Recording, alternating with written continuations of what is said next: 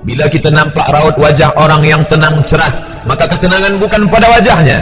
Bila nampak orang melangkahkan kaki dengan tenang penuh wibawa, maka ketenangan bukan pada kakinya. Bila tampak ayunan tangannya tak tergesa-gesa, maka bahagia bukan pada tangannya. Di mana letak bahagia itu? Ala fil jasadi mutrah. Ketahuilah dalam jasad ada segumpal, ada sekepal, ada sesuap. Idza salahat salahal jasadu kulluh. Kalau yang segumpal itu baik, maka yang lain ikut menjadi baik. Wa idza fasadat fasadal jasadu kulluh. Kalau yang segumpal itu rusak, maka dia pun ikut menjadi rusak. Yang segumpal itulah yang mengendalikan mata, telinga, tangan, kaki. Yang segumpal itulah tempat rindu, benci, marah, ridha, ikhlas, fasik, hasad, kufur. Di sanalah bersemayam rindu dan benci. Maka jangan terlampau benci. Habib habibaka haunamma. Kalau kau sayang, sayanglah secukupnya sahaja. Karena boleh jadi hari ini kau sayang, besok berubah menjadi kebencian. Kalau kau benci, bencilah secukupnya sahaja.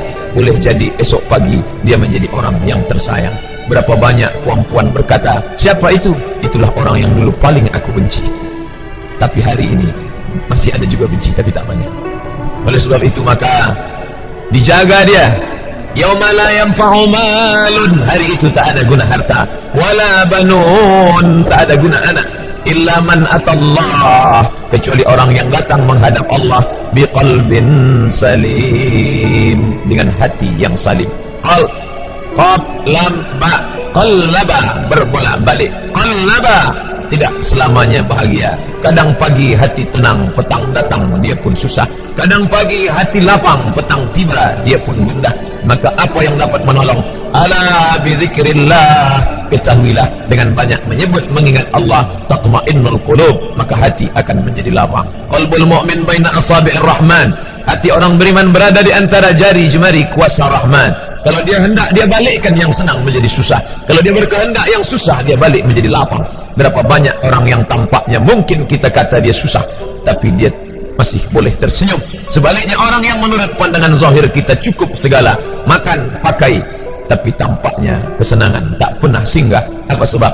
Kerana hati milik Allah. Dia ada dalam diri kita, tapi dia bukan punya kita. Lillahi ma fis samawati wa ma fil ard. Apa di langit, apa di bumi, milik Allah. Balikkan kepada Allah. Dari Allah, balik kepada Allah. Senang mengucapkannya, payah mengamalkannya, lebih sulit memasukkannya ke dalam hati. Oleh sebab itu maka apa cara supaya hati menjadi lapang? Yang pertama, iman. Mesti ada iman, percaya bahawa dia ada walaupun tak tampak oleh mata.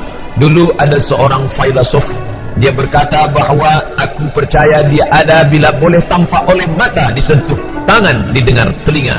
Tapi bila tidak dapat ditengok mata, dipandang mata, didengar telinga, disentuh tangan, maka dia tidak ada. Inilah orang-orang yang berfaham wujudiyah. Wujud ada, mikrofon ada, mimbar ada, orang ada, kerana aku boleh menatap dengan mata, mendengar suara dengan telinga, bersapa tangan dengan alat yang diciptakan Allah Subhanahu wa taala. Tapi kita mengenal dia bukan kerana rupa. Bahkan bila kita pejam mata nampak berbagai macam rupa, itukah dia? Bukan. Walam yakul lahu kufuwan ahad. Bila kita pandang tengah malam tampak bermacam warna rupa, itukah dia? Ma khatara bibalik fallahu laisa kadzalik. Apa yang terlintas di hatimu, maka dia tidaklah seperti itu. Dia tak dapat dipandang dengan mata. La tudrikuhul absaru, dia tak dapat ditangkap mata. Wa huwa yudrikul absara, dialah yang dapat menatap mata. Jangankan dia, wajah kita pun kita tak boleh melihatnya. Siapa yang boleh melihat wajahnya? Sementara belum dijumpai cermin, belum pandai orang membuat cermin, orang tak tahu bentuk rupa wajahnya bagaimana. Sampai suatu hari dia dalam perjalanan panjang, dia tengok ada pohon nan rindang, lalu kemudian dia berteduh di bawah pohon rindang, menghindar dari panas terik matahari. Di bawah pohon rindang ada kolam air, maka saat dia akan mengambil minum dari air kolam, disitulah dia melihat wajahnya. Oh, begitu rupa wajah di dalam air kolam.